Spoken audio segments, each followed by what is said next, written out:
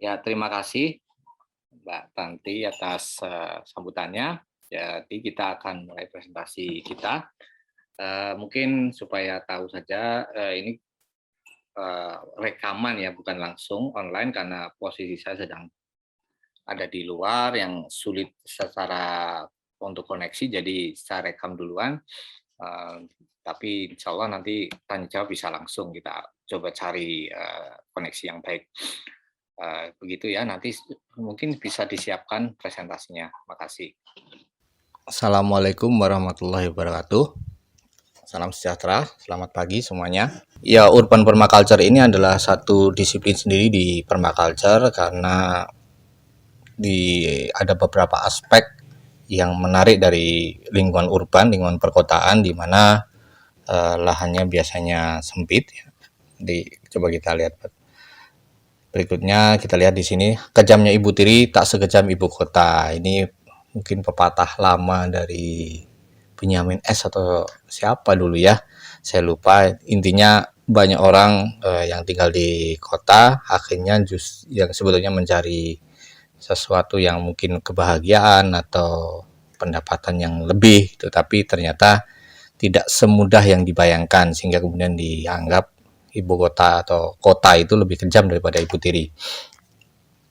Baik, kalau kita lihat dalam konteks urban permaculture itu ada yang pertama, itu ada yang besarnya itu bagaimana kita hidup di kota dengan pendekatan-pendekatan permaculture, dalam arti bahwa permaculture dianggap sebagai salah satu metode yang dapat membantu kita yang hidup di kota untuk bisa mendapatkan apa yang kita cari. Jadi di dalamnya memang ada yang namanya berkebun, yang kemudian ada orang menyebutnya urban farming atau istilah-istilah lainnya. Itu adalah bagian dari, mungkin bagian yang paling besar memang dalam urban permaculture, tetapi secara besarnya adalah kita adalah permaculture living-nya itu, hidup permaculture di kota.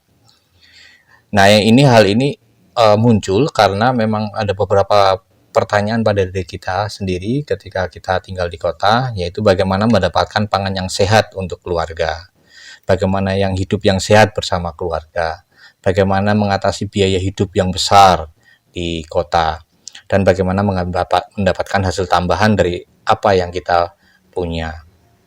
Terus bagaimana karena sampah begitu banyak di perkotaan, bagaimana kita bisa terhindar dari sampah atau tidak menghasilkan sampah atau mengurangi sampah secara signifikan.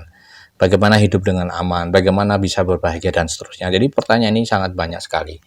Nah, kalau kita lihat latar belakangnya itu sendiri, bahwa memang sejak banyak negara itu melakukan industrialisasi, maka terjadi proses urbanisasi, proses menjadi kota. Jadi beberapa wilayah itu menjadi urban, menjadi kota, dan terjadi perpindahan masyarakat dari desa ke kota. Ya, jadi urbanisasi ini bisa dilihat dalam dua aspek. Yang satu adalah perpindahan orang-orang itu ke kota karena juga peluang-peluang kerja di industri dan lain sebagainya, yang kemudian juga memperluas wilayah kota itu sendiri, sehingga sampai hari ini 50% penduduk di dunia itu tinggal di perkotaan.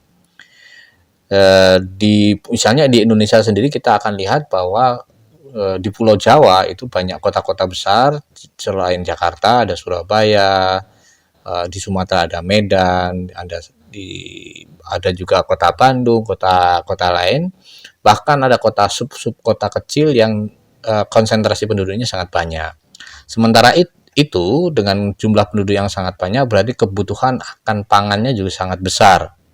Nah, oleh karena itu kebanyakan orang kota belanja hariannya itu lebih banyak didominasi belanja pangan.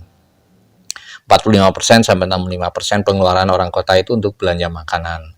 Padahal lahan kota itu didesain bukan untuk pertanian, bukan untuk memproduksi makanan. Oleh karena itu boleh dikatakan bahkan 100% pangan yang ada di kota didapatkan dari luar kota, dari pedesaan, dari kawasan pertanian, dari industri-industri pangan, pabrik-pabrik, dan lain sebagainya. Artinya tidak diproduksi sendiri oleh masyarakat kota itu sendiri, karena memang lahan kotanya memang tidak desain itu. Menariknya adalah dari suplai pangan yang ada itu 90% makanan perkotaan boleh dikatakan tidak sehat. Mengapa? Satu, yang pertama dia adalah hasil olahan pabrikan yang tentu saja kita mungkin akan ada dari pihak pemerintah terutama BPOM atau apa bisa mengeluarkan izinnya, tetapi kita tahu di sana ada hal-hal yang mungkin tidak sehat atau tidak thayyib. Yang kedua, kalaupun dia berupa makanan segar dari pedesaan, dari pertanian, ya kemungkinan sekali itu berpestisida, menggunakan pupuk-pupuk sintetis dan sebagainya. Dan tadi juga yang makanan-makanan olahan itu apalagi yang pabrikan-pabrikan pasti menggunakan pengawet, perisai buatan ya, dengan rasa-rasa sintetis, kemudian juga dan lain sebagainya. Selain pengawet dan pewarna juga dan sebagainya. Itu akibatnya mengapa di perkotaan tumbuh subur berdirinya rumah sakit baru, bahkan beberapa unit-unit yang semula adalah dokter praktek menjadi klinik lama-lama menjadi rumah sakit, dan semuanya penuh. Tidak hanya pada masa pandemi ini, misalnya di masa-masa biasa saja penuh karena banyak orang sakit. Itu karena juga asal-usulnya adalah karena makanan yang tidak sehat.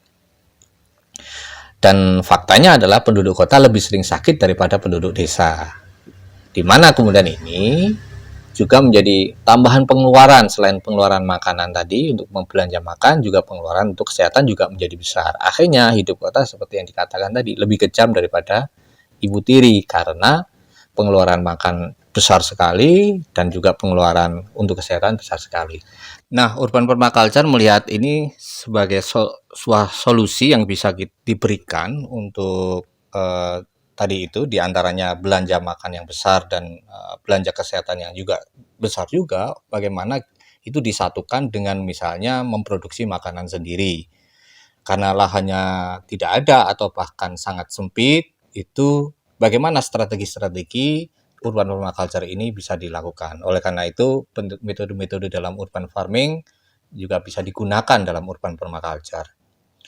Solusinya itu saya bagi menjadi dua. Yang pertama adalah solusi kita sendiri atau keluarga kita sendiri, dan solusi bersama itu termasuk di dalamnya dengan pemerintah.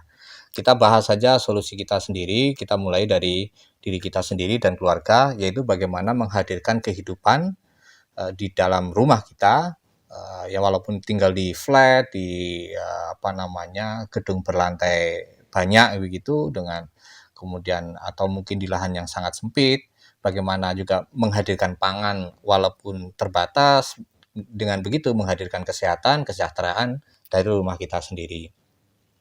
Untuk itu ada 6 aspek yang bisa kita menjadi awal lah dalam mengatasi ini. Yang pertama adalah tadi berkebun, bagaimana kita mensuplai kebutuhan dapur kita dari kebun kita sendiri secara mandiri dengan lahan yang sesempit apapun. Yang kedua, zero waste, artinya kita di rumah memilah sampah dan kemudian menggunakan sampah-sampah sisa makanan dan yang organik lainnya menjadi kompos, dan meminimalkan penggunaan bahan-bahan yang menjadi sampah yang tidak terbarukan atau tidak bisa dikompos, misalnya plastik sekali pakai. Yang berikutnya adalah berkomunitas untuk berjaring antar kebun-kebun yang ada, mereka-mereka yang berkebun, dan saling tukar pikiran, saling tukar pendapat, saling tukar praktek.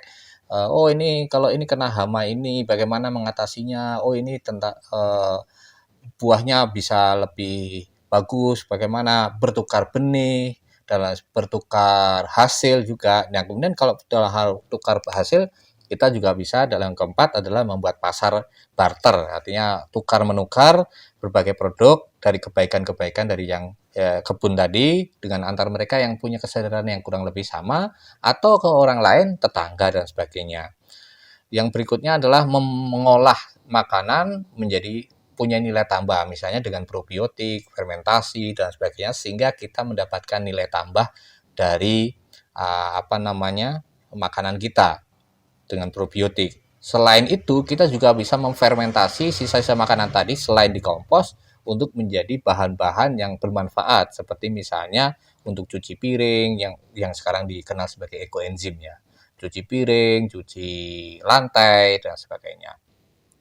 Dan terakhir adalah bagaimana mengajak orang lain dan semua terlibat misalnya dengan mengadakan permablitz, jadi semacam event untuk bersama komunitas melakukan kampanye hidup sehat, memulainya dari dapur sendiri, berkebun, dan kemudian mendapatkan pangan sehat, bertukar antar komunitas, dan lain sebagainya. Nah, saya kira itu yang bisa saya share. Nanti kita lanjutkan dengan tanya jawab. Ini ada beberapa ide-ide dari kebun di perkotaan. Satu yang namanya window garden ya. Di sini ada, jadi jendelanya bisa dibuka tutup, sehingga kita kalau malam atau sore menjelang maghrib itu kita bisa tutup jendela, kita tutup. Nanti kalau pagi kita buka lagi. Ini ada contoh-contoh lain dari window garden. Ini yang tadi dilihat dari sudut pandang lain. Ada juga yang membuat microgreen misalnya dengan kompos, kemudian diisi berbagai biji-bijian, misalnya biji bayam dan sebagainya, sehingga bayamnya mudah bisa dipetik, atau sawi atau tanaman lain yang bisa langsung dikonsumsi cepat. Tetapi ini membutuhkan benih yang terus-menerus ya, karena si tanaman sendiri belum memproduksi benih baru. Secara diagram juga bisa kita rancang seperti hidroponik yang vertikal ya. Jadi ini yang namanya window garden karena memanfaatkan jendela. Ini juga window garden dengan botol yang dibalik, sehingga kita jarang, kalau kita karena sibuk tidak sempat menyiram di pagi hari, dia tetap bisa mendapatkan air. Kemudian juga kalau Anda di gedung-gedung besar, ya mungkin bisa merancang rooftop garden seperti ini. Jadi kalau ada window garden, dan ini rooftop garden ada di lantai paling atas di gedung ya.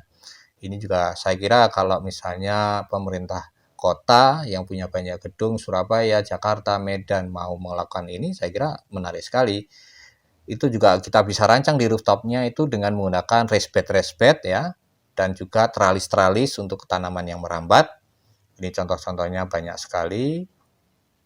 Bahkan juga untuk dikombinasikan untuk ruang pertemuan dan sebagainya juga mungkin kalau itu cukup luas. Kalau misalnya Anda tinggal di flat, Anda bisa membuat balcony garden. Jadi berkebun di balkon-balkonnya itu dengan menggunakan pot, menggunakan wicking bed dan lain sebagainya, atau menggunakan misalnya gantungan-gantungan, misalnya batok kelapa ya, digunakan sebagai pot, atau kayu bekas, palet, itu juga bisa kita gunakan. Terus yang lain karena ruang sempit, kita juga bisa membuat vertical garden ya, jadi lebih ke atas tumbuhnya. Tentu saja ini tanaman-tanaman yang bukan pohon ya, seperti misalnya sawi, selada, bayam, kangkung gitu mungkin bisa kita tanam, atau tanaman yang merambat. Kita juga bisa manfaatkan botol-botol untuk vertical garden yang ditumpuk-tumpuk sehingga banyak yang bisa kita tanam. Bahkan kalau dalam gedung itu dirancang sebagai vertical forest ya. Jadi gedung vertical forest building, jadi berbagai tanaman bisa ditanam sini. Ada banyak contoh sekarang yang dilakukan di luar negeri, misalnya di Spanyol, di Singapura, di Italia dan sebagainya ya. Ini contoh-contohnya.